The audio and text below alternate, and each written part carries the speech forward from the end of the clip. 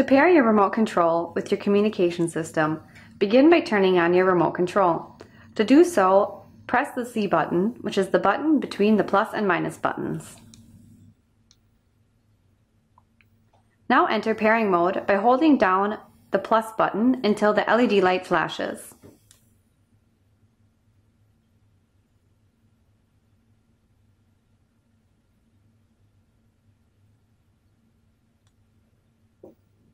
Next, enter pairing mode on your communication system.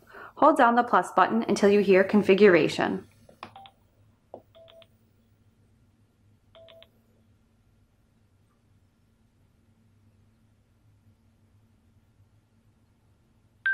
Configuration menu. Now scroll through the menu until you find remote control pairing. Intercom pairing. Phone pairing. Second mobile phone pairing. GPS pairing. Phone selected pairing. Media selected pairing.